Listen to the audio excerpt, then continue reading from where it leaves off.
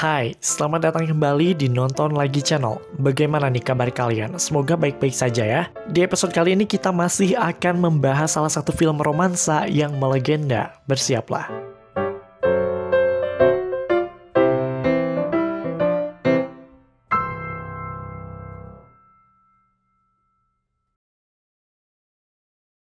Setiap awal pasti memiliki akhir. Begitupun video ini yang merupakan akhir dari teori yang cukup kompleks dan panjang ya, yaitu teori film Titanic. Ini merupakan part kedua dan buat kalian yang baru menemukan video ini, sangat disarankan atau memang wajib deh buat nonton video part satunya dulu, karena kalau misalnya kalian langsung ke sini, dijamin gak akan nyambung. Buat kalian yang pengen nonton part satunya, silahkan untuk klik link yang ada di kolom deskripsi. Oke, teori Titanic ini masih membicarakan tentang Jack, si penumpang misterius yang ternyata dia adalah seorang time traveler.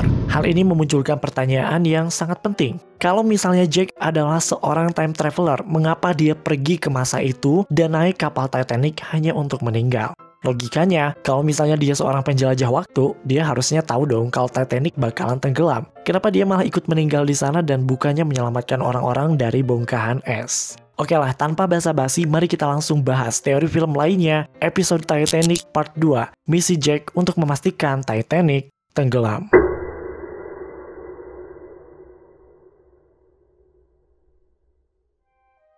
Satu hal yang tidak bisa kita pungkiri adalah jika Jack menyelamatkan Rose, artinya dia telah merubah sejarah. Maksudnya begini, jika Jack tidak melihat Rose menginjakkan kaki di tepi kapal dan Rose benar-benar lompat ke laut untuk bunuh diri, kapal Titanic kemungkinan besar tidak akan tenggelam. Artinya, sejarah akan berubah. Kenapa hal ini bisa terjadi? Coba pertimbangkan hal ini. Rose berasal dari keluarga yang sangat kaya. Ketika dia menghilang dari kapal, mungkin tunangannya si Carl atau ibunya sadar akan hal ini. Mereka akan melaporkan hilangnya Rose ke semua awak kapal. Pada titik ini, berdasarkan standar prosedur yang ada atau SOP kali ya, kapal tersebut seharusnya kembali, balik arah untuk mencoba melakukan upaya pencarian dan penyelamatan. Masalahnya di sini adalah Titanic itu bukan kapal kaleng-kaleng. Ini tuh kapal yang gede banget, panjangnya sampai 883 kaki dan beratnya mencapai 52.310 tons. Yang artinya, dia nggak bakalan bisa dengan mudah belok ke arah sebaliknya. Nah, supaya mereka bisa belok ke arah sebaliknya untuk melakukan upaya pencarian dan penyelamatan Rose, mereka harus melakukan sesuatu yang disebut Williamson Turn. Williamson Turn adalah sebuah teknik berbelok untuk kapal-kapal besar seperti Titanic, di mana pergerakan atau manuvernya berbentuk seperti tetesan air mata. Bisa dilihat di gambar, jadi untuk balik arah mereka harus kayak bikin lingkaran dulu, baru bisa belok. Nah, bayangkan jika hal ini benar-benar dilakukan. Kapal tersebut balik arah untuk mencari dan menyelamatkan Rose. Tapi yang perlu digarisbawahi dan perlu kalian perhatikan di sini adalah bukan tentang penyelamatan Rose-nya, melainkan perubahan waktu yang akan terjadi. Mengubah jalur kapalnya aja itu udah memakan waktu yang banyak, apalagi harus berputar 180 derajat ke arah sebaliknya. Nah, misalkan mereka udah bisa belok nih, kapal tersebut kemudian menghadapi tantangan berikutnya, yaitu mencari jejak si Rose. Pastinya dong, mereka akan kembali melalui jalur yang telah mereka lewati, tapi dengan sedikit misi, yaitu mencari Rose. Misalnya nih, Rose ketemu dan pastinya kapal bakal balik lagi ke arah sebelumnya kan, ke tempat tujuan mereka. Nah, walaupun mereka kembali ke jalur tujuan mereka, itu mereka gak mungkin nabrak es, guys. What? Tidak ada angka pasti tentang berapa lama kapal tersebut mengalami keterlambatan atau delay, tapi diperkirakan mereka bisa terlambat hingga 1 jam, 15 menit untuk melakukan putaran atau balik arah, 30 menit untuk mencari Rose, dan 15 menit untuk berputar arah kembali ke tujuan mereka, yaitu ke New York City. Oh ya, Titanic itu tujuannya ke New York City dari Southampton, Inggris. Walaupun hanya 1 jam nih, itu tuh udah mengubah sejarah alias kejadian. Kenapa? Ternyata sebuah penelitian menunjukkan bahwa sebuah bongkahan es itu tidak diam, dia mengambang di laut dan bergerak dengan rata-rata pergerakan sekitar 0,7 km per jam. Makanya, kita akhirnya bisa mendapatkan sebuah kesimpulan, yaitu jika Jack tidak menyelamatkan Rose atau Rose benar-benar lompat ke laut, kapal Titanic kemungkinan besar tidak akan menabrak es. Dan tidak akan tenggelam karena 1. Keterlambatan gara-gara nyari si Rose. Kedua, esnya ternyata juga bergerak. Nah, kenapa sih ini penting? Ya penting dong, karena kalau misalnya ini terjadi, sejarah akan berubah. Titanic mungkin masih ada hingga sekarang dan menyelamatkan 1.500 nyawa. Oke, pertanyaannya balik lagi ke si Jack. Kalau dia memang benar-benar seorang time traveler, mengapa dia malah membiarkan kapal ini tenggelam? Kasarnya, kenapa sih dia nggak ngebiarin si Rose lompat aja? Karena dengan itu kapal Titanic bakalan delay dan kemungkinan besar tidak akan menabrak es. Nah, kenapa tuh? Di sini tuh dia seolah-olah memastikan bahwa kapal Titanic itu memang harus tenggelam dan membiarkan 1.500 nyawa melayang. Nah, sepertinya tidak sesimpel itu guys. Pasti ada alasan mengapa dia melakukan hal ini. Mungkin saja dia mengorbankan 1.500 nyawa untuk menyelamatkan jutaan populasi manusia di Amerika. Gak percaya? Stand by me guys.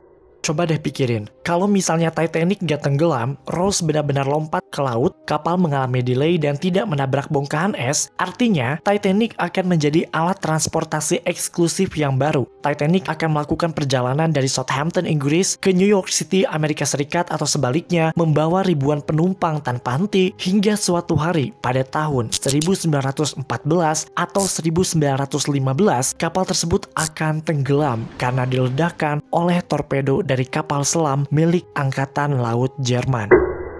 Hal ini akan membunuh ribuan orang di dalam kapal Titanic tersebut. Nah, sekarang mari kita masuk ke ranah sejarah. Seriusan deh, pada tanggal 7 Mei 1915, sebuah kapal dari Inggris bernama RMS Lusitania tenggelam karena diledakkan oleh Angkatan Laut Jerman. Kejadian ini mengakibatkan lebih dari 1.000 orang Inggris meninggal dan termasuk di dalamnya ada 128 orang Amerika. Menariknya adalah, kapal Lusitania ini diserang tidak jauh dari pantai selatan Irlandia, yang merupakan rute yang sama yang diambil oleh kapal Titanic untuk berpergian dari atau menuju New York City. Kalau misalnya Titanic masih beroperasi hingga tahun 1915 ini, mungkin yang diledakkan oleh Angkatan Laut Jerman bukanlah kapal Lusitania, melainkan kapal Titanic ini. Nah, sekarang, pada tahun 1915, posisi Amerika Serikat ketika Perang Dunia I baru saja dimulai, itu Amerika netral. Dia tidak berpihak pada negara manapun. Walaupun begitu, Amerika sebenarnya membantu menyuplai bantuan, entah berupa senjata dan sebagainya untuk negara Inggris. Tapi, Amerika sendiri tidak terjun langsung ke warzone-nya gitu. Bantuan-bantuan tersebut disalurkan dari Amerika ke Inggris menggunakan kapal-kapal sejenis kapal Lusitania. Pada saat itu, Jerman mendeklarasikan bahwa perairan antara United Kingdom atau Inggris dan Irlandia adalah zona perang. Artinya, yang masuk ke daerah tersebut ya terancam nyawanya. Walaupun maksud sebenarnya ke perairan tersebut tidak untuk berperang. Kayak misalnya kapal Lusitania tadi, mereka sama sekali tidak bermaksud untuk berperang, tapi ya dibom juga sama Jerman. Nah, seperti yang telah disebutkan sebelumnya, yang menjadi korban di kapal Lusitania itu tidak hanya orang Inggris, melainkan ada juga orang Amerika. Pemboman kapal Lusitania ini di Amerika Serikat sendiri pada waktu itu memunculkan sentimen anti-Jerman. Sentimen anti-Jerman adalah segala bentuk pertentangan atau ketakutan terhadap Jerman, baik pada penduduknya, budayanya, hingga bahasanya. Walaupun sudah muncul sentimen anti-Jerman ini, Amerika masih menghindari perang. Hal ini disebabkan karena pemimpin mereka, yaitu Presiden Woodrow Wilson, saat kampanye pemilihan presiden, dia tuh punya slogan untuk menghindari perang. Namun, pada tahun 1917, akhirnya Amerika Serikat mendeklarasikan diri untuk ikut berperang melawan Jerman. Hal ini juga disebabkan karena pada tahun 1917 tersebut, gelombang peperangan itu semakin naik. Jadi, kesimpulannya, Amerika Serikat baru ikut berperang pada tahun 1917. Sekarang kita balik lagi ke teorinya. Pada tahun 1915, kalau misalnya kapal Titanic nggak tenggelam, mungkin saja yang dibom oleh Jerman itu adalah kapal Titanic itu sendiri, bukan kapal Lusitania tadi. Kemungkinan yang menjadi korbannya pun bisa dipastikan akan lebih banyak penumpang dari Amerika Serikat. Bukan hanya sentimen anti-Jerman nih yang akan muncul di masyarakat Amerika, tapi ini juga akan menyebabkan Amerika terpantik atau terpancing untuk ikut campur tangan dalam Perang Dunia I. Mengapa hal ini bisa terjadi? Ya, bayanginlah, negara lain lagi peperangan, terus lu udah netral nih, tapi nggak ada angin, nggak ada hujan, lu tiba-tiba ditembak. Siapa yang nggak kesel coba? Kasus semacam ini terjadi pada saat penyerangan Pearl Harbor dan the sinking of the Maine. Intinya adalah, kalau misalnya kapal Titanic nggak tenggelam, yang artinya dia bakal dibom oleh Jerman, menggantikan posisi kapal Lusitania, Amerika bisa saja ikut berperang lebih awal. Bukan pada tahun 1917, tapi tepat setelah kapal Titanic dibom, yaitu pada tahun 1915. Dan jika Amerika ikut berperang lebih awal, itu adalah sebuah bencana. Oke, walaupun kita sering mendengar bahwa Amerika Serikat sering mendominasi kemenangan di Perang Dunia I, tapi kalau misalnya mereka join peperangan lebih awal, which is sekitar tahun 1914 atau 1915, itu akan sangat membahayakan bagi Amerika Serikat. Pada tahun 1915, jumlah tentara Amerika Serikat bisa dikatakan sangat sedikit jika dibandingkan dengan tentara negara lain. Terbilang mereka hanya ada sekitar 140.000 orang tentara. Angka ini sangat jauh dengan tentara yang dimiliki oleh kebanyakan players di Perang Dunia I. Misalnya Prancis ada 8 juta tentara lebih, Tiongkok ada 3 jutaan, apalagi Jerman yaitu lebih dari 13 juta tentara. Nah, selain jumlahnya yang sangat sedikit, tentara Amerika kalau misalnya join pada tahun 1915, itu mereka bakalan kurang pengalaman atau less experience gitu guys. Sepertinya, hal ini disebabkan karena kebijakan Presiden Woodrow Wilson yang dia tuh emang pengen stay out dari peperangan. Jadi kayak pelatihan-pelatihan buat para tentara tuh ya di nomor 2-kan lah istilahnya. Bayangkan, dengan kondisi seperti itu mereka ikut berperang. Pasti mereka kayak belum siap gitu buat ikut peperangan. Nah, sebenarnya ketika Perang Dunia I pecah, Amerika Serikat sendiri mengadakan sebuah gerakan yang disebut sebagai Preparedness Movements. Gerakan ini adalah kampanye yang dipimpin oleh Leonard Wood dan Theodore Roosevelt untuk memperkuat militer Amerika Serikat setelah pecahnya Perang Dunia I. Wood menganjurkan sekolah pelatihan militer musim panas bagi petugas cadangan yang akan diadakan di Plattsburgh, New York. Selain untuk memperbanyak jumlah tentara, gerakan ini juga bertujuan untuk mengupgrade senjata para tentara. Gerakan ini memang sangat berguna untuk para tentara pada saat itu, banyak mendatangkan manfaat lah. Tapi, kalau misalnya Amerika Serikat join peperangan pada masa-masa awal, gerakan Preparedness Movements bentuknya akan seperti gerakan wajib militer atau drafted yang harus diikuti oleh 600.000 pria per tahunnya. Kemudian mengirim mereka ke garda terdepan peperangan sesegera mungkin, tanpa adanya edukasi dan senjata serta mesin yang memadai, hanya berbekal pengetahuan kepramukaan dasar. Dan jika hal itu terjadi, jumlah korban orang Amerika akan sangat meroket. Dalam catatan sejarah, Amerika join peperangan di fase terakhir yaitu tahun 1917, ada sekitar 116.000 orang yang meninggal. Tapi, jika Amerika join di fase awal dengan tentara yang belum terlatih, sembunyi di antara 1-2 parit yang akan meninggal bisa diprediksi mencapai jutaan korban jiwa. Jerman aja yang udah terlatih sejak awal, itu korbannya mencapai 2 juta jiwa. Apalagi Amerika yang saat itu masih belum mendapatkan edukasi yang sempurna.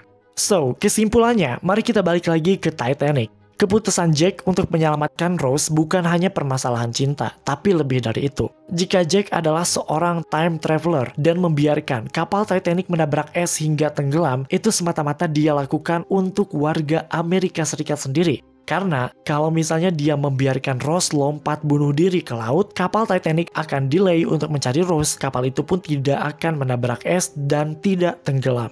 Jika hal itu terjadi, Titanic akan menjadi alat transportasi eksklusif. Hingga tahun 1915, kemungkinan Titanic akan terbom oleh Jerman. Hal ini akan menyebabkan Amerika Serikat ikut peperangan lebih awal dan hal ini sangat membahayakan tentara maupun penduduk Amerika Serikat sendiri. Akan ada jutaan nyawa yang melayang. Itulah mengapa Jack sebagai seorang time traveler menyelamatkan Rose untuk memastikan kapal Titanic benar-benar tenggelam. Oke guys, itu dia teori film lainnya, episode Titanic part 2, misi Jack untuk memastikan Titanic tenggelam. Cukup kompleks dan menambah pengetahuan ya sebenarnya. Kita juga baru tahu kok tentang Preparedness Movements atau tragedi kapal Lusitania atau tentang sentimen anti-Jerman. Semoga video ini bisa bermanfaat bagi kita semua, oke? Jangan lupa untuk menonton video aslinya karya Matt Pat di The Film Theory. Link ada di deskripsi. And as always guys, sebelum berpisah, kami ucapkan terima kasih kepada kalian yang sudah menonton video ini hingga akhir. Luangkan waktu untuk like, share, dan komen jika kalian suka video ini. Tekan tombol subscribe dan aktifkan notifikasi loncengnya supaya kalian tidak pernah ketinggalan video-video terbaru dari kami dan sebagai bentuk dukungan kalian terhadap berkembangnya channel ini. Mari kita terhubung lebih dekat dengan cara follow kami di Instagram di @nontonlagi untuk mendapatkan konspirasi harian paling update. Dan jangan lupa, Creepy Crime Case kini hadir di Spotify. Sampai jumpa di episode Nonton Lagi channel berikutnya.